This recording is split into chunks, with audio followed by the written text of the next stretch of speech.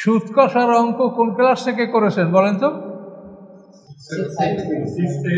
4, 5, 6 এর থেকে না? এই সুদ কষার অংশ ওইখান থেকে শুরু করে এমএ পর্যন্ত সুদ কষার অংশ করছেন। এই জন্য সবাই সুদের হিসাবটা সহজে বোঝে। যদি ব্যবসা কীভাবে করতে হবে এই অঙ্কটা যদি আপনাদেরকে ওইভাবে ক্লাস 5 থেকে এমএ পর্যন্ত করা হতো, তাহলে আপনারা ব্যবসার হিসাবটাও বুঝতেন। এখন মানুষের যে জাহান্নামে যাওয়ার যে বিষয়টা কোথায়, এগুলো আপনারা যারা কোরআন পড়েন এটা আপনারা খুঁজে দেখেন কোরআন। আপনি যদি বাজার থেকে ন্যায্য মূল্য দিয়ে একটা শূকর কেনেন, তা আপনি তো বৈধ, আপনি টাকা দিয়ে কিনেছেন, কিন্তু এই জিনিসটা তৈব না, এই জন্য আপনি এটা খেতে পারবেন না। এই জন্য আল্লাহ বলছেন যে বৈধ হতে হবে, সাথে সাথে পবিত্র হইতে হবে। আল্লাহ যখন সুদ হারাম করছে তখন মক্কার কাফের মুশরিকরা কি বলল? ইন্নামাল বায়ু মিসলুর রিবা, যে বেচা কেনা সুদের মতো। তো এই যে ওরা বলেছে, এখন আপনাদের এই ব্যাংকাররা তারাও আপনাদেরকে এই কথাই বলবেন যে আমরা আপনাদেরকে ব্যবসা করেই তো টাকাটা দিচ্ছি, আমরা কি টাকা বাড়ি থেকে দিচ্ছি? তাহলে আপনারা সুদ কেন বলছেন? আমরা তো ব্যবসা করে দিচ্ছি। কি ব্যাংকার এগুলো বলে না? তো ওরাও কিন্তু এই কথাই বলেছে, ইন্নামাল বায়ু মিসলুর রিবা। আউযু বিল্লাহি মিনাশ শাইতানির রাজীম। وقضينا إلى بني إسرائيل في الكتاب لا تفسدن في الأرض مرتين ولا تعلن علوا كبيرا। এতে আল্লাহ বলেন, আমি বনি ইসরাইলদের জন্য চূড়ান্ত করেছি কিতাবের মধ্যে যে তোমরা পৃথিবীতে দুবার চরম ফাসাদ করবে এবং কঠিনভাবে তোমরা সীমা লঙ্ঘন করবে। তো এই দুইটা সীমা লঙ্ঘন এবং এর শাস্তি, এটা কি আছে এটা তাফসীরে আমরা উল্লেখ করবো ইনশাল্লাহ। এখন এই বনী ইসরাইলদের প্রথম ধ্বংসটা হয়েছে কখন? এই ধ্বংসটা হয়েছে মূসা আলাইহিস সালাম, এর আগে হারুন আলাইহিস সালাম, মূসা আলাইহিস সালাম আগে মারা গেছেন। এরপরে মূসা আলাইহিস সালাম ইন্তেকাল করেছেন। তারপরে ইউশা ইবনে নুন, কালেব ইবনে ইউকান্না, এরা বনী ইসরাইলদের দায়িত্ব পালন করেছেন।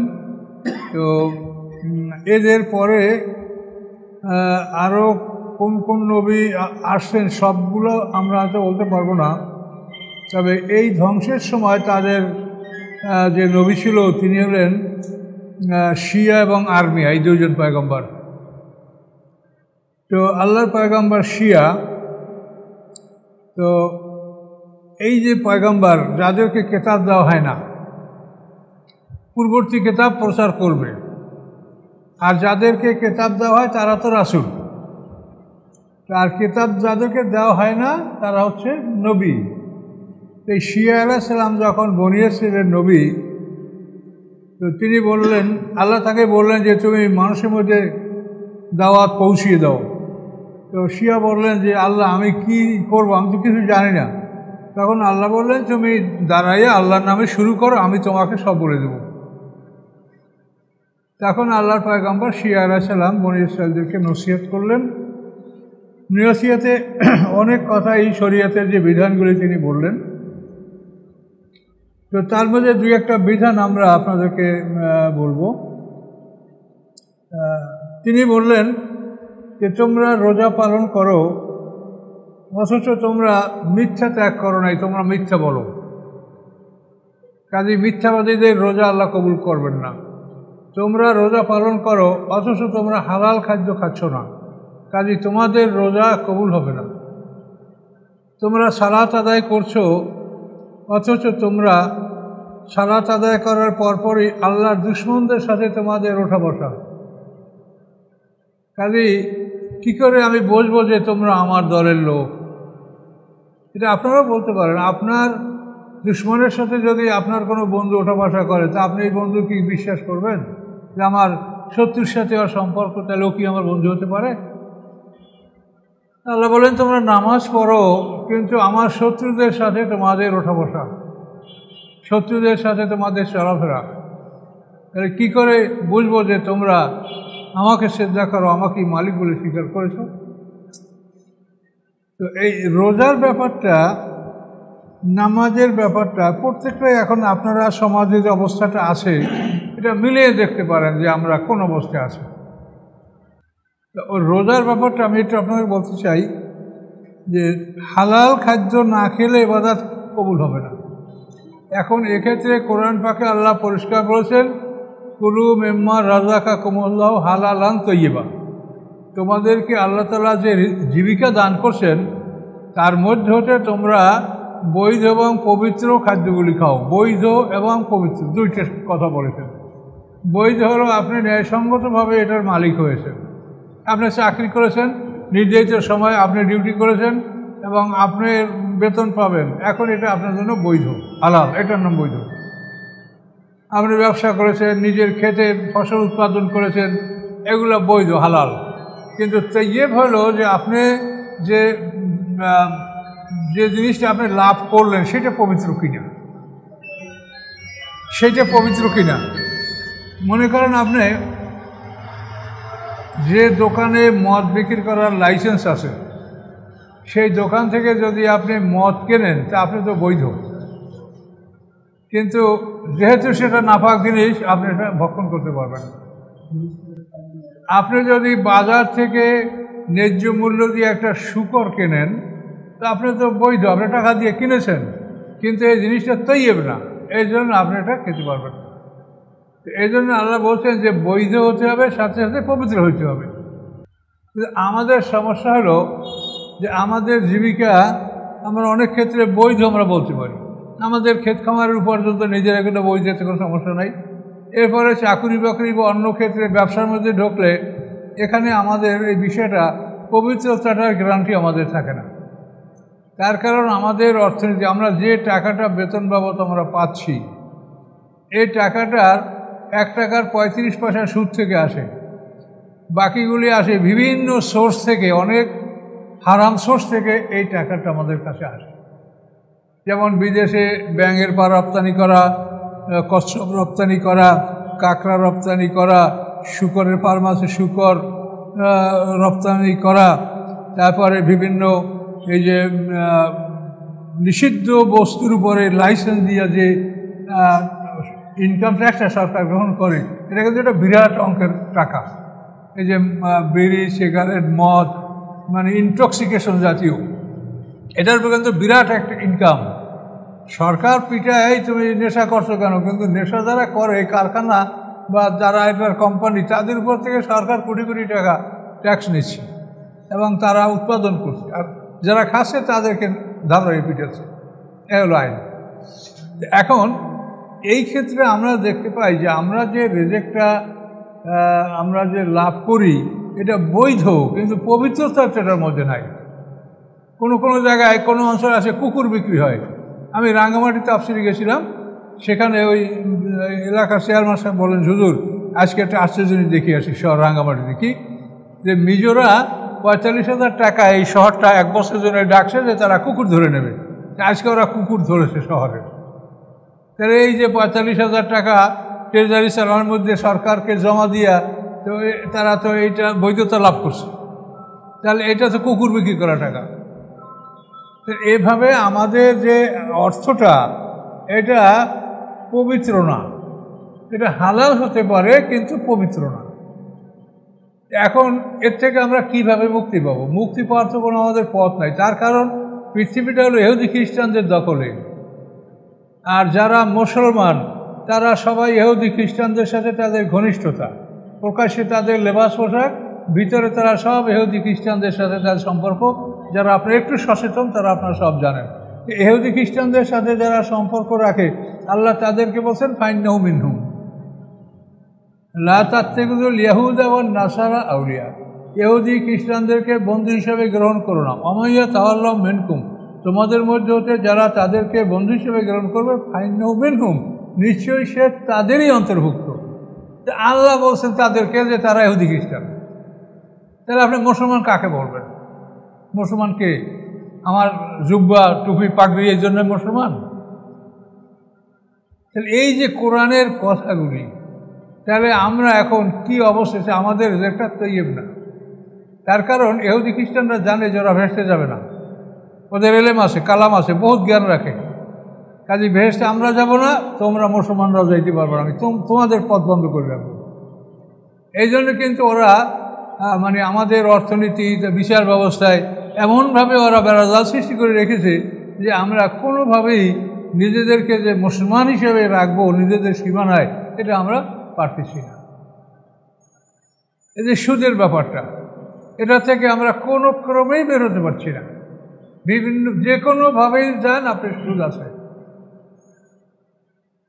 তো এই সমস্ত বিষয় আমরা যারা আত্মরক্ষা করতেছে, মনে করেন ইঞ্জিনিয়ার সাহেব আমাকে 1 লক্ষ টাকা দেন, আমি দোকান করছি, তো আমি আপনাকে মাসে 2000 টাকা দিব। এটা খুব সহজ হিসাব যে আমি 1 লক্ষ টাকা দেওয়া দিলে মাসে আমাকে 2000 টাকা দিবে।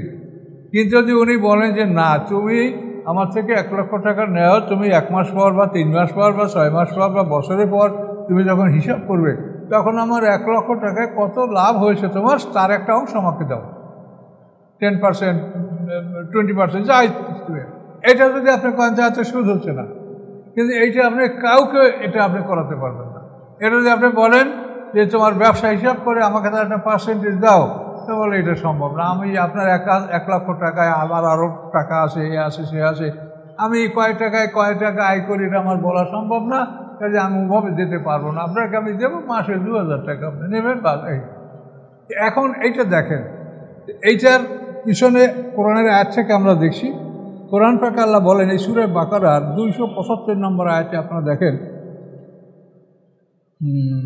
আল্লাযীনা ইয়াকুলুনা রিবা, যারা সুদ খায়, লা ইয়াকুমুনা ইল্লা কামা ইয়াকুমুল্লাযী ইয়াতাকাব্বাতুশ শাইতানু মিনাল মাস, তারা হাশরের ময়দানে এমনভাবে উপস্থিত হবে যে শয়তান তাদেরকে তার স্পর্শের সাহায্যে পাগল করে দিয়েছে, অথবা তাদেরকে আশ্রাচ্ছে, ওকে সুস্থ দাঁড়াতে দিচ্ছি না, আশ্রাচ্ছে শয়তান। জালিকা বেয়ান্নাম, আল্লাহ বলে এটা কেন এই অবস্থা? জালিকা বেয়ান্নাম পালু, তারা বলতো ইন্নামাল বায়ু মিসলুর রিবা, নিশ্চয়ই বেচা কিনা সুদের মতো। আল্লাহ যখন সুদ হারাম করছে, তখন মক্কার কাফের মুশরিকরা কি বললো? ইন্নামাল বায়ু মিসলুর রিবা, যে বেচা কিনা সুদের মতো। তো এই যে ওরা বলেছে, এখন আপনাদের এই ব্যাংকাররা তারাও আপনাদেরকে এই কথাই বলবেন যে আমরা আপনাদেরকে ব্যবসা করেই তো টাকাটা দিচ্ছি, আমরা কি টাকা বাড়ি থেকে দিচ্ছি? তাহলে আপনারা সুদ কেন বলছেন? আমরা তো ব্যবসা করে দিচ্ছি। কি ব্যাংকার এগুলো বলে না? তো ওরাও কিন্তু এই কথাই বলেছে, ইন্নামাল বায়ু মিসলুর রিবা। তাহলে এখন এই কথা যখন আল্লাহ বলছে, আল্লাহর আছে সুপারিনটি, তার আছে সুপার পাওয়ার অথরিটি, তিনি বললেন কি ওয়াহাল্লাল্লাহুল বাইয়া ওয়া হাররামার রিবা, আল্লাহ তাআলা বেচা কেনা হালাল করেছেন, সুদকে হারাম করেছেন। আর কী করবেন? আপনার কোনো অধিকার আছে? কোনো কর্তৃত্ব আছে? আল্লাহ যিনি মহাবিশ্বের মালিক, তিনি বললেন যে তোমরা যদি দুইটি একই মনে করো যে আমি আহাল্লাল্লাহুল বাইয়া, আল্লাহ তাআলা বেচা কিনাটা বৈধ করলেন, হাররামার রিবা, সুদকে হারাম করলেন। তো এটা বলার পরে আর আপনার কিছু বলার নাই। এরপরে সামনে আল্লাহ বলেন যে যার কাছে এই উপদেশ আসার পরে সে সুদ বর্জন করলো না, তার জন্য পরকাল জাহান্নাম, চিরদিন সে জাহান্নামে থাকবে। এরপরে পরের 2টা পরেই আবার আল্লাহ বলছেন যে তোমরা যদি সুদ বর্জন না করো, তাহলে আল্লাহ এবং রসুলের পক্ষ থেকে তোমরা যুদ্ধ করবে, এটার তোমরা ঘোষণা শুনে নাও। তোমাদের বিরুদ্ধে হাসরের ময়দানে আল্লাহ এবং আল্লাহ রসুলের বিরুদ্ধে যুদ্ধ করতে হবে, এবং হাসরের ময়দানে এই সুদখোরদেরকে বলা হবে অস্ত্র নাও, যুদ্ধের জন্য বাইর হও। এখন আসছো আল্লাহর সামনে, যুদ্ধ করবো না, যুদ্ধ করো, অস্ত্র নাও, অস্ত্র বাইর করো। এত বড় অপমান করা হবে। এখন দেখেন সুদের ব্যাপারটা, এটা সবার কাছে সহজ, কিন্তু ব্যবসার কথা বললেই সবার মাথা গরম। এটার একমাত্র কারণ আপনারা সুদ কষার অঙ্ক কোন ক্লাস থেকে করেছেন বলেন তো? 4, 5, 6 এর থেকে না? এই সুদ কষার অংশ ওইখান থেকে শুরু করে এমএ পর্যন্ত সুদ কষার অংশ করছেন। এই জন্য সবাই সুদের হিসাবটা সহজে বোঝে। যদি ব্যবসা কীভাবে করতে হবে এই অঙ্কটা যদি আপনাদেরকে ওইভাবে ক্লাস 5 থেকে এমএ পর্যন্ত করা হতো, তাহলে আপনারা ব্যবসার হিসাবটাও বুঝতেন। এখন মানুষের যে জাহান্নামে যাওয়ার যে বিষয়টা কোথায়, এগুলো আপনারা যারা কোরআন পড়েন, এটা আপনারা খুঁজে দেখেন কোরআন। যে আমরা খালি মানে এই দোয়া পড়েন দোজখের দরজা বন্ধ হয়ে যাবে, এই দোয়া করেন জান্নাতের দরজা খুলে দেবে। দোয়া পড়লে যদি জান্নাতের দরজা খুলে যায় তো আমাদের আর কি, আর ঝামেলায় কী লাভ আছে, আমাদের দরকার কি? জান্নাতের দরজা খুলে দেবে। ওরা 8টা, ওরে বাবা, 8টা দরজা খুলে গেলে তো আপনার বাড়ি কোনখানে খুঁজতে খুঁজতে তো আপনার 100 বছর লাগবে। আপনি তো 100 বছর আপনার বাড়ি খুঁজে পাবেন না, পাবেন? তার কারণে এক একটা জান্নাত হলো পৃথিবীর মতো, তার সেই বড়। এইরকম কোটি কোটি মানুষের জান্নাত, এর মধ্যে আপনার বাড়ি কোনটা আপনি খুঁজে পাবেন 1 বছরেও? আজই নিয়ম হলো যে আপনার রেজাল্ট শিট বের হওয়ার পরে জান্নাতের দায়িত্বে থাকবে রেদওয়ান ফেরেশতা, এরা আপনাকে আপনার ঠিকানায় পৌঁছিয়ে দেবে, আপনার জন্য দরজা খুলে দেবে। আপনি কোনটা ঢুকবেন, কোথায় আপনার বাড়ি, কত নম্বর বাড়ি, কয় নম্বর জান্নাত পাইছেন? জান্নাত তো 8টা। এই ওয়াজগুলো যে আলেমরা করে, আর এদের বক্তা, এরা ভাইরাল বক্তা, বহু মানুষ এদের ওয়াজ শোনে। এখন এর জন্য আমাদের দুঃখ করে কিছু লাভ নাই। আমরা আল্লাহর পক্ষ থেকে এই দায়িত্ব আমাদের উপরে যে কোরআন প্রচার করা ফরজ, আমরা চেষ্টা করছি, এবং আপনারাও একটু যতটুকু সম্ভব এই দায়িত্বটা পালন করবেন। এখন বিষয়টা ক্লিয়ার হলো কিনা যে সুদের কথা, সুদ সবাই বোঝে, কিন্তু ব্যবসার কথা বোঝেন না কেন? আপনার ওরাও বলছে এই নেমাল বায়ু মিসলুর রিবা, যে বেচা কিনা তো সুদের মতো। তাহলে এভাবে আল্লাহর পয়গাম্বর আরমিয়া শিয়া আলাইহিস সালাম ইনি নসিহত করলেন। এই সব নসিহতের মধ্যে ওই নসিহতটাও আছে। আল্লাহ বলছেন যে তুমি দান করো, কি করে আমি তোমার দান কবুল করব? তুমি কার টাকা দান করতেছ আমি জানি, আমি এই দানের সব আমি তাকে দেব, তোমাকে দেব না। তুমি কোটি কোটি টাকা ব্যয় করছো, কোথায় পাইছো টাকা? এটা কি তোমার নিজস্ব? তুমি জনগণের হক আত্মসাৎ করেছ, কাজে টাকা কার আমি জানি। তুমি দান করো, আমি সব দেব। কাকে দেব? যার টাকা তাকে দেব। তাহলে এখন এই পৃথিবীতে মানে আল্লাহ তাআলা কোরআন পাকে যা বলেছেন তাতে স্পষ্ট বুঝে নেন যে বিচারটা আসলে একটা সঠিক বিচারই হবে। আলিমুল গাইব ওয়াশ শাহাদা, যিনি দৃশ্য অদৃশ্য সমানভাবে দেখেন, যার কাছে অতীত বর্তমান ভবিষ্যৎ সব সমান, এমন এক মালিক, এবং তারপরও তিনি আমাদের আমলগুলি ফেরেশতাদের মাধ্যমে সংরক্ষণ করেছেন। ইন্না কুন্না নাস্তানসিকু মা কুনতুম তা'মালুন, আল্লাহ বলেন আমি তোমাদের আমলগুলি আমি কপি করে নিয়েছি। নাসাখা মানে কপি করা, মানে এখানে যেটা আছে না এইটার হুবহু কপি, এই কপি করে আল্লাহর কাছে আর একটা আমলনামার কপি জমা আছে লিখছি জেনে। তো এই জন্য এই বিষয়গুলি আমাদের অবগত হওয়া উচিত। এই কোরআনে যে কত কিছু আছে, এটা আমরা তো তাফসীর লিখছি, আমি মনে হয় যে আমি কোরআনের 100 ভাগ জ্ঞান আমি অর্জন করতে পারিনি। তার কারণ এখানে যতই গবেষণা করি এমন এমন জিনিস বের হয়ে আসে যেটা আমি হয়তো 5 বছর আগে চিন্তাও করতে পারিনি। কিন্তু এই কোরআন এমন এক বস্তু, এটা সারা পৃথিবীর জ্ঞান ভাণ্ডার। আপনি মনে করেন পৃথিবীর আপনি একটা সাবজেক্টের উপরে যদি বই লেখা হয়েছে, কত এরকম একটা ঘর বোঝায় যে একটা সাবজেক্টের উপরে, আর এই কোরআন পৃথিবীর সমস্ত সাবজেক্টের জ্ঞান, অথচ এই একটু কথা। তাহলে এখানে কি আছে? এই জন্যই বিষয়গুলি আপনারা বুঝতে। এখনও আমি আসি নাই আলোচনায়। তো এই আল্লাহর পয়গম্বর শিয়া আলাইহিস সালামকে তার নসিহত শোনার পরে কবুল করা তো দূরের কথা, তাকে তারা ধাওয়া করল হত্যা করার জন্য। তো উনি শেষ পর্যন্ত একটা বাগানে একটা বড় একটা গাছ দেখতে পাইলেন, সেই গাছটা তার জন্য দ্বিখণ্ডিত হয়ে গেল, এবং সেই গাছের মধ্যে তিনি আশ্রয় নিলেন। নেওয়ার পরে শয়তান তার কাপড়ের আসল একটা সাইড বের করে রেখেছিল। পরবর্তীতে যারা ওনাকে খুঁজছিল, শয়তান দেখাই দিল যে এই গাছের মধ্যে সে আছে। তখন ওরা করাত লাগায়, এই গাছে করাত লাগায় তাকে দ্বিখণ্ডিত করে ফেললো। যেভাবে জাকারিয়া আলাইহিস সালাম হত্যা করা হয়েছিল, এই শিয়া আলাইহিস সালামকে ওইভাবেই হত্যা করা হলো। এভাবে বনী ইসরাঈল তাকে হত্যা করলো। হত্যা করার পরে তাদের মধ্যে আল্লাহ পয়গম্বর পাঠাইলেন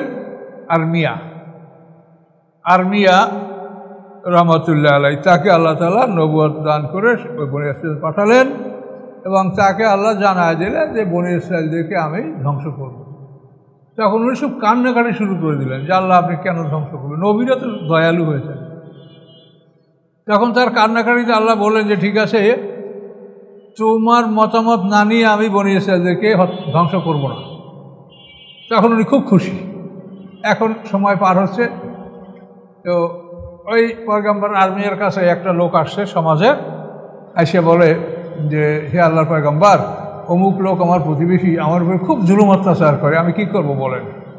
তাহলে ধৈর্য ধারণ করো, আস্তে আস্তে হয়তো আল্লাহকে ভালো করে দেবে।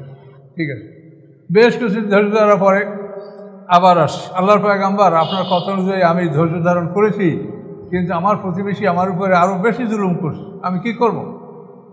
ধৈর্য ধারণ করো, তুমি আরও ধৈর্য ধারণ করো, দেখো আল্লাহর মর্জি একটা ফয়সালা হবে। ঠিক আছে, চলে আবার কিছুকাল পরে আসে, আল্লাহর পয়গম্বর আমি আপনার কথা মেনেছি, আবারও ধৈর্য ধারণ করছি, কিন্তু আমি যতই ধৈর্য ধারণ করি সে ততই আমার উপরে বেশি অত্যাচার করে, এখন আমি কি করব? তখন বলে যে এখন তুমি তার থেকে প্রতিশোধ নেও। তো এই যখন ও পয়গম্বর বললেন যে তুমি তার থেকে প্রতিশোধ নাও, তখন আল্লাহ তাকে ডাক দিয়ে বলেন যে তুমি কি ফয়সালাটা দিছো, যে একটা লোক একবার অন্যায় করছে, দুইবার অন্যায় করছে, তৃতীয়বারে তুমি তাকে মানে তার থেকে প্রতিশোধ গ্রহণ করার অনুমতি দিলা, কাজে এখন তুমি মনে করো যে তোমার অনুমতিক্রমেই আমি বনী ইসরাঈলদেরকে এখন আমি ধ্বংস করব। তখন আল্লাহ তাদের উদ্দেশ্যে বাবুল শহরের এক জালেম বাদশা বক্তে নাসার, এই বক্তে নাসার সারা পৃথিবীর বাদশা ছিল। এই বক্তে নাসার এবং নমরুদ এই দুজন কাফের সারা পৃথিবীর বাদশা ছিল। তো নমরুদ ছিল ইব্রাহিম আলাইহিস সালামের জামানায়, এদের অনেক আগে। মুসা আলাইহিস সালাম হলেন ইব্রাহিম আলাইহিস সালাম অষ্টম পুরুষ। তো এভাবে নমরুদ এবং বক্তে নাসার এরা সারা পৃথিবীর বাদশা ছিল। আর দুজন মুসলমান, একজন হলো ইস্কান্দার জুলকারনাইন আর একজন হলো সুলাইমান আলাইহিস সালাম। এই চারজন মানুষ সারা পৃথিবীর বাদশা ছিলেন। আল্লাহ কোরআনে যেটা বলেছেন সেটা তিনি পালন করেন। আল্লাহ বলেন কুল্লান নুমিদ্দু হাউলে হাউলে, আল্লাহ বলেন সবাইকে আমি বাড়িয়ে দিই, একেও এবং অকেও, ডানপন্থীকেও আমি বাড়াইয়ে দিই, বামপন্থীকেও বাড়াইয়ে দিই। এখন ডানপন্থীরও রাজা সারা পৃথিবীর দুইজন হয়েছে, আর বামপন্থীর রাজাও সারা পৃথিবীতে দুইজন আল্লাহ করেছেন। আল্লাহ একটা ব্যালেন্স ঠিক রাখে। তো এইভাবে বক্তে নাসার বাইতুল মুকাদ্দাস আক্রমণ করলো। বনী ইসরাঈলদের কোনো ক্ষমতা ছিল না তার মোকাবেলা করার। সে হাজার হাজার বনী ইসরাঈল হত্যা করলো, বাইতুল মুকাদ্দাস ধ্বংস করে। প্রত্যেক সৈনিকই বলা হয়েছে যে ঢালের উপরে এক ঢাল মাটি মসজিদের উপরে ফেলাও, এইভাবে মসজিদকে মাটির স্তূপে পরিণত করে দেওয়া হয়েছে। এবং তাফসীরে যেটা বলা হয় 70,000 বনী ইসরাঈল হত্যা করা হয়েছে। তারপরে 70,000কে বন্দি করে নিয়ে, বিশেষ করে সব বালকদেরকে তারা বন্দি করে নিয়েছে। বনী ইসরাঈলদের বালকরা খুব সুন্দর, এরা তো সারার বংশধর। বনী ইসরাঈল ইব্রাহিম আলাইহিস সালামের প্রথম বিবাহের সারা বেশি সুন্দরী নারী ছিলেন। তো এভাবে বনী ইসরাঈলদেরকে প্রথমবার আল্লাহ ধ্বংস করেন। তো এই বক্তে নাসার বাইতুল মুকাদ্দাসের সমস্ত ধনরত্ন যা ছিল এগুলি সব ওখান থেকে এগুলি সব উনি নিয়ে গেছেন। হাজার হাজার গাড়ি বোঝাই করে, উট বোঝাই করে বনী ইসরাঈলদের সব ধন সম্পদ নিয়ে গেছে, বনী ইসরাঈলদেরকে বন্দী করে গেছে। বহুকাল পরে, অন্তত 100 বছর পরে আবার বনী ইসরাঈলদের অবস্থাকে আল্লাহ ফিরিয়ে দিয়েছিলেন। উজার আলাইহিস সালাম যখন জীবিত হয়েছেন 100 বছর পরে, ওই উজার আলাইহিস সালাম জীবিত হওয়ার 30 বছর আগে কুরেশ নামক একজন পারস্যের বাদশাকে আল্লাহ তাআলা এই অঞ্চলে পাঠাইছেন যে তুমি বাইতুল মুকাদ্দাস নির্মাণ করো এবং এটাকে তুমি সব ঠিকঠাক করে দাও। এই উজার আলাইহিস সালামের ঘুম ভাঙার 30 বছর আগে বাইতুল মুকাদ্দাস আবার পুনরায় সুন্দর শহরে পরিণত হয়েছিল। তো এটা হলো প্রথম ধ্বংস। আর দ্বিতীয় ধ্বংস হয়েছে, সেটা আজকে বলে দিই, পিছনে আর কত থাকবো। দ্বিতীয় ধ্বংস হয়েছে এর অনেক পরে।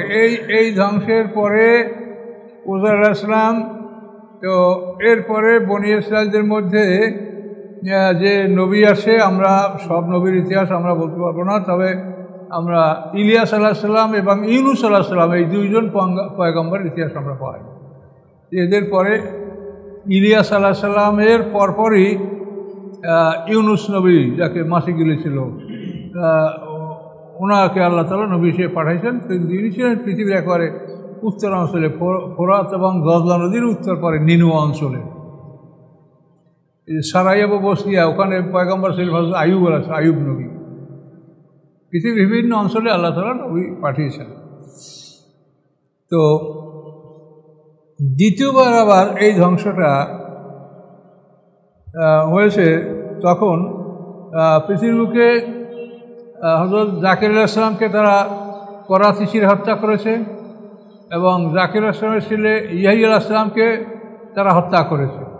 এই দুই হত্যা করার পরে ঈসা আলাইহিস সালামকে হত্যা করার চেষ্টা করেছে। এই কাজের পরে দ্বিতীয়বার বনী ইসরাঈলদের আল্লাহ তাআলা আবার কঠিন শাস্তি দিয়েছে। এগুলো বিশাল কাহিনী, আমরা সংক্ষেপে বলি মোটামুটি। যে জাকারিয়া আলাইহিস সালাম উনি আল্লাহর পয়গম্বর ছিলেন, সুলাইমান, দাউদ আলাইহিস সালামের এরা বংশধর জাকারিয়া আলাইহিস সালাম। এই জাকারিয়া আলাইহিস সালাম এনার সময়ই মানে ঈসা আলাইহিস সালামের সূচনা হয়, অর্থাৎ মরিয়াম। এই মরিয়ামের জন্ম হলো, মরিয়াম হলো জাকারিয়া আলাইহিস সালামের যে ভাইরা ইমরান, জাকারিয়া আলাইহিস সালামের ভাইরা ইমরান।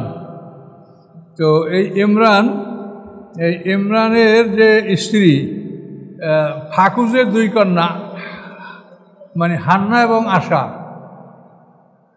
তো জাকির আলাইহিস সালামের স্ত্রীর নাম হলো আশা এবং ইমরানের স্ত্রীর নাম হলো হান্না।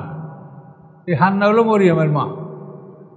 তো জাকারিয়া এবং ইমরান, তো এরা হলো ভাইরা ভাই। কিন্তু ইমরান তার স্ত্রীকে গর্ভবতী রেখে, হান্নাকে গর্ভবতী রেখে ইমরান মারা যায়। মারা যাওয়ার পরে তখন তার স্ত্রী হান্না আল্লাহর কাছে মানত করে যে আমার স্বামী তো মারা গেল, আমার পেটের সন্তান, আল্লাহ আমার পেটের সন্তান আমি বাইতুল মুকাদ্দাসে উৎসর্গ করব। আমি এই নাযারতু লাকা মা ফি বাতনি মুহাররারান ফাতাকাব্বাল মিন্নি ইন্নাকা আনতাস সামিউল আলিম, সূরা মরিয়মের বিস্তারিত সব ঘটনা আছে। তো ওখানে ওই হান্না, ইমরানের স্ত্রী হান্না, উনি কন্যা সন্তান প্রসব করে আফসোস করলেন, ইন্নী অদাতু রব্বে ইন্নী অদাতু ইনশাআল্লাহ, হে আমার রব, আমি তো কন্যা সন্তান প্রসব করেছি, আমি বাইতুল মুকাদ্দাসের খেদমতের জন্য তাকে দান করব, কিন্তু এই মেয়ে কীভাবে সেবা করবে? তখন আল্লাহ বললেন লাইসা যাকারু কাল উনসা, তোমার কোনো পুরুষের মহিলা সমকক্ষ নয়। তোমাকে যে আমি কন্যা দিয়েছি কোনো পুরুষের সমকক্ষ নয়, পুরুষদের চাইতে অনেক মর্যাদাবান, সম্মানিত। তো এই মরিয়ামের ওখানে ওনাকে লালন পালনের ভার পাইল জাকারিয়া আলাইহিস সালাম, জাকারিয়া তার খালু। তো এই মরিয়ামকে যখন বাইতুল মুকাদ্দাসে কাপড়ে জড়াই তাকে নিয়ে যাওয়া হয়েছিল, তখন বাইতুল মুকাদ্দাসের সব খাদেমরা আমি পালবো। তো এটা নিয়ে যখন ঝগড়া শুরু হলো, তখন 27 জন এরা প্রতিদ্বন্দ্বী, তাদের মধ্যে এটার কোড়া ঢালা হয়েছিল। তারা জর্ডান নদীতে, আল্লাহ বলেছেন তোমাদের কলমগুলি নিক্ষেপ করো, নাম লিখে, কার কলম কোনটা নাম লিখে নিক্ষেপ করো, যার কলম ভেসে উঠবে সে মানে মরিয়ামের লালন পালনের ভার গ্রহণ করবে। তখন এরা সবাই এই কলম ঢালার কথাটা কোরআনে আছে সরাসরি। এই 27 জনেরা কলম নিক্ষেপ করছিল, তার মধ্যে জাকারিয়া আলাইহিস সালামের কলম এটা ভেসে উঠেছিল। ওয়াকাফালাহা জাকারিয়া, এটা কোরআনেই বলা আছে, এসব কথা কোরআনে বলা আছে, ডাইরেক্ট আয়াত। এখন জাকারিয়া আলাইহিস সালাম তার জন্য মসজিদের কাছে একটা কামরা নির্মাণ করে সেখানে তাকে রাখলেন এবং লালন পালন করলেন। তো ওখানে জাকারিয়া আলাইহিস সালাম মাঝে মাঝে ঢুকে দেখতেন বেমৌসুমের ফল, মানে এমন মৌসুমে একটা আপেল বা এমন সেটা কমলা, এমন সেটা বেদানা, যে এটার এখন মৌসুম না, সিজন না। তখন উনি ঘাবড়াই গেলেন যে কোথায় পায়, আন্না লাকা হাযা, তুমি এটা কোথার থেকে পেয়েছো? ক্বালাত হুয়া মিন ইনদিল্লাহ, তিনি বললেন আল্লাহর পক্ষ থেকে। তো এইভাবে মরিয়ামকে আল্লাহ তাআলা জান্নাতের খাদ্য দিয়ে লালন পালন করছেন। এইটা দেখে জাকারিয়া আলাইহিস সালাম তিনি আল্লাহর কাছে ফরিয়াদ করলেন, তার কোনো সন্তান ছিল না। তখন তার 120 বছর বয়স। তিনি আল্লাহর কাছে বললেন যে আল্লাহ, আমার বংশধর নাই, আমার উত্তরাধিকারী নাই, আপনি আমাকে সন্তান দান করেন। তখন আল্লাহ তাআলা তাকে সন্তানের সুসংবাদ দিলেন এবং সে মানে তার স্ত্রী গর্ভবতী হলো। স্ত্রীর নাম ছিল আশা, হান্না আশা, 2 বোন, ফাকুদের কন্যা। তো তাদের থেকে আল্লাহ তাআলা ইয়াহইয়া আলাইহিস সালামকে দান করলেন। ইয়াহিয়া আলাইহিস সালাম তিনি নবী ছিলেন, তাকে আল্লাহ বাল্যকালে নবুয়ত দান করছে। তো জাকারিয়া আলাইহিস সালামকে ওরা হত্যা করলো করাত দিয়ে। কেন? যে মরিয়ম গর্ভবতী হলো কেন? তাকে লালন পালন করে জাকারিয়া। এখন যে যেমন নিজে যেমন অপরকে তেমনই ভাবে। জাকারিয়া আলাইহিস সালামকে ওরা দোষী সাব্যস্ত করলো যে জাকারিয়া মারিয়ামের সাথে জেনা করছে, নাউযুবিল্লাহ মিন যালিক। এইভাবে সন্দেহ করে তারা জাকারিয়া আলাইহিস সালামকে হত্যা করলো এবং তিনি গাছের মধ্যে পালিয়েছিলেন। তাকে একটা গাছ আশ্রয় দিয়েছিল, কিন্তু এখানে গাছের মধ্যে আল্লাহ রক্ষা না করলে গাছ মানুষকে রক্ষা করতে পারে না, কাজেই তাকে ওরা করাল দিয়ে চিরে হত্যা করেছিল জাকারিয়া আলাইহিস সালামকে। এরপরে ইয়াহিয়া আলাইহিস সালাম যে ওই সময় বনী ইসরাইলের যে রাজা ছিল তার কাছে খুব প্রিয় পাত্র ছিল, কিন্তু ওই রাজার যে রানী ছিল সেই মহিলা তার একটু বয়স বৃদ্ধি হয়ে গেছিল। এখন ওই রানী মনে করছে যে এই রাজা এখন নিশ্চয়ই আমাকে বাদ দিয়ে অন্য কোনো স্ত্রী গ্রহণ করবে। এই মহিলার আগের স্বামীর একটা কন্যা ছিল সুন্দরী। এই কন্যাটাকে সে রাজার সাথে একটা লাইন করার জন্য মানে যেভাবে এগুলো করা হয় মহিলারা যেভাবে করে এটা বুঝতে পারছেন, এইভাবে সে লাইন করে দিল। লাইন করার পরে শেষ পর্যন্ত রাজা আকৃষ্ট হলো, তাকে বিয়ে করার প্রস্তাব করলো। তখন ইয়াহিয়া আলাইহিস সালাম বললেন যে এটা আপনার জন্য হারাম, এটা হলো আপনার মানে স্ত্রীরই কন্যা আগের স্বামীর, কাজে এটা আপনার কন্যা, এটা আপনি বিয়ে করতে পারবেন না। তো এইটার জন্য একটা মানে এটা প্রতিবন্ধকতা সৃষ্টি হলো। এখন রাজা এমনভাবে আকৃষ্ট হয়েছে যে এখন সে তাকে বিয়ে করবেই। তখন ওই মেয়ে বলল যে জাকারিয়ার মাথা আমার সামনে হাজির করবো, তার আগে আমি তোমার সাথে বিবাহ বন্ধনে আবদ্ধ হব না। রাজা বারবার বলছে তুমি অন্য কিছু চাও, কারণ না আমি এটাই চাই। শেষ পর্যন্ত রাজার হুকুমে জাকারিয়া আলাইহিস সালামকে মানে ইয়াহিয়া আলাইহিস সালামকে জাকারিয়া আলাইহিস সালামের পুত্র ইয়াহিয়া আলাইহিস সালামকে হত্যা করা হলো। হত্যা করার পরে তার লাশেও কথা বলতেছিল। তার লাশ বলছিল মা কাটা মাথায়ও যে এই মহিলা, এই কন্যা, এই মেয়ে তোমার জন্য হারাম। এরপরে তারা জাকারিয়া আলাইহিস সালামকে ইয়াহিয়া আলাইহিস সালামকে তারা শহরের যে প্রাচীর, এই প্রাচীরের এক দূর প্রান্তে তাকে দাফন করছিল। কিন্তু দাফন করার পরে তার যে রক্ত এইটা মাটি ভেদ করে উপরে উঠতেছিল, টকবক করে ফুটছিল। তারপরে ওরা আবার মাটি দিল, শহরের প্রাচীর পর্যন্ত মাটি দিল, কিন্তু রক্ত নিচের থেকে ঠেলে উঠে উপরে টকবক করে ফোটে। কোনোভাবে এই রক্তটাকে তারা থামাতে পারেনি, শহীদের রক্ত জমাট হয় না। এইভাবেই উনি ওখানে ছিলেন।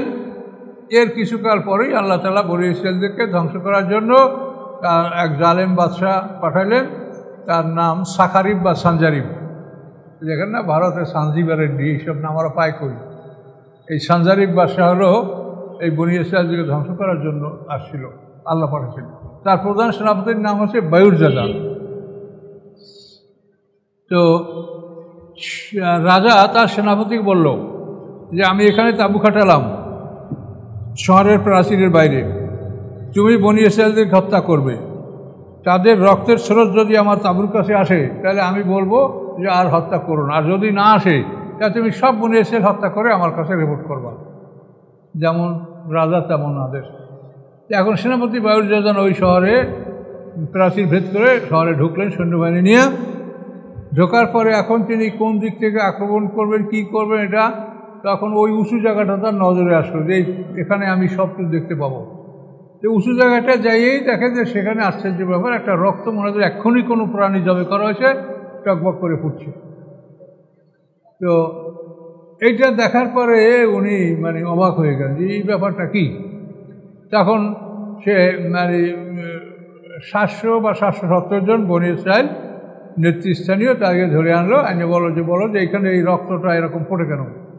তো ওরা বলে যে এখানে আমরা দীর্ঘ 80 বছর পর্যন্ত কোরবানি করি, এটা আমাদের কোরবানির জায়গা, কিন্তু একটা কোরবানি আমরা এমন করেছি যেটা আল্লাহ কবুল করে নাই, যার জন্য সেই কোরবানির রক্তটা ফুটছে। তখন উনি ওই লোকগুলোকে সব ওই রক্তের উপরে জবা করছে। তো জবা করছে পর ওই সবাই রক্ত কিছু সময় গড়াই যায়, জমাটা ওই রক্ত হবে না। এরপরে তিনি তার দ্বিগুণ সংখ্যক মানুষ আনছে, ওইখানে আবার প্রশ্ন, আবার ওরা ওই একই মিথ্যা কথা, তাদেরকে জবা করল। তৃতীয়বারে উনি তার সাথে আরও দ্বিগুণ সংখ্যক লোক ওখানে তিনি কোরবানি করলেন, জবা করলেন। তারপরও রক্ত থামছে না। এরপরে বায়ুর্জাদান সেনাপতি বনী ইসরাঈলদেরকে সমবেত করে বললেন যে তোমরা জানো না যে আমি কি করব তোমাদেরকে, যে তোমরা আমার কাছে সত্য কথা বলো, তোমরা কেউ থাকবে না আগামীকাল এই শহরে আলো জ্বালাবার মতো একটা মানুষ এই শহরে থাকবে না। মানুষ কেন বংশে বাতি দিতে নাই, এই বাতি দেওয়ার কথাটা এখানে আছে তাফসীরে, যে আগামীকালকে এই শহরে আলো জ্বালাবার মতো একটা লোক থাকবে না, সবাই তোমরা মরবে, আর আগে আমার কাছে সত্য কথাটা বলো। তখন ওরা সত্য কথা বলল যে আমরা আল্লাহর পয়গম্বর ইয়াহিয়া আলাইহিস সালামকে এখানে আমরা হত্যা করেছি। তখন বায়ুর্জাদান সেজদায় পড়ে গেলেন আল্লাহর দরবারে, যে একজন পয়গম্বর তোমরা হত্যা করেছো, তার পক্ষে কেউ নাই, সেই জন্য আল্লাহ তাআলা আমাদেরকে পাঠাইছে তার প্রতিশোধ নেওয়ার জন্য, এটা আল্লাহর ইচ্ছা, কারণ আমরা কেন আসবো এখানে। তো আল্লাহর কাছে সেজদা করলেন এবং ওদেরকে বুঝাই বললেন যে তোমরা তোমাদের পশুগুলি জবে করে আমার বাদশার তাঁবুর দিকে নহর করে দাও রক্তের, যাতে ওখানে রক্ত দিয়ে পৌঁছে, তাহলে আমার বাদশা আমাকে খুন মানুষ হত্যার আদেশ মানে আদেশ বন্ধ করবে। তো এভাবে ওরা করার পরে অবশিষ্ট বনী ইসরাঈল ওই শহরে বেঁচে ছিল এবং এইভাবে বনী ইসরাঈলদের যুদ্ধ বন্ধ হয়েছিল। তো এই ঘটনা হযরত ইয়াহিয়া আলাইহিস সালামকে তখন আল্লাহ তাআলা আসমানে তুলে নিয়েছেন। মানে এই ঘটনা খুব বেশি দূরের ঘটনা না। জাকারিয়া আলাইহিস সালাম, ইয়াহিয়া আলাইহিস সালাম, ঈসা আলাইহিস সালাম, তারপরে মুহাম্মদ সাল্লাল্লাহু আলাইহি ওয়াসাল্লাম। আর পয়গম্বরদের মধ্যে মূসা আলাইহিস সালামের পরে দাউদ আলাইহিস সালাম, দাউদ আলাইহিস পুত্র সুলাইমান আলাইহিস সালাম। এই দাউদ সুলাইমান আলাইহিস সালামের বংশধর হল জাকারিয়া আলাইহিস সালাম। জাকারিয়া ইমরানের ভাইরা ভাই, ইমরান ছিল ইমাম আর জাকারিয়া নবী। তো এখন এখান থেকে আমাদের এই নবুয়ত মানে রাসূল পাক সাল্লাল্লাহু আলাইহি ওয়াসাল্লামের জমানা খুব দূরে না, এই সময়ে এই ঘটনাটা ঘটে। অনেকগুলি ঘটনা, আসহাবে কাহফের ঘটনা, যে ওদের যে পরিচয় পাওয়া গেছে, তো এইটার 20 বছর পরে আল্লাহ রসুলের আবির্ভাব ঘটেছে, এটা খুব দূরে না। আবরার ঘটনা, আল্লাহ রসুলের জন্মের 51 দিন আগে আবরার ঘটনা ঘটেছে। আল্লাহ রসুল পৃথিবীতে আগমন করার আগে বহু ঘটনা এভাবে ঘটেছে, এগুলো আমরা ইতিহাস করলে আমরা এগুলো দেখতে পাবো। তাহলে সবশেষে বড় কথা হলো কি, যে আল্লাহ বলছে পড়তে একরা, পড়ো, কিন্তু আমাদের পড়াশোনার কোনো কাণ্ড নাই। বক্তা সাহেবরা বক্তার ওয়াজ শোনে, ক্যাসেট শোনে, আর একই বক্তৃতা সবাই দেয়।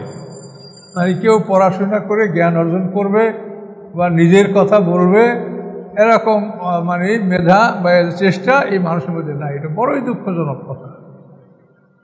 এই জন্য আপনারা চেষ্টা করেন, আপনারা জেনে রাখেন, এখন কোরআন গবেষণা করে যা দেখা যায়, তাতে পৃথিবীতে খুবই কম লোক ভেসতে যাবে।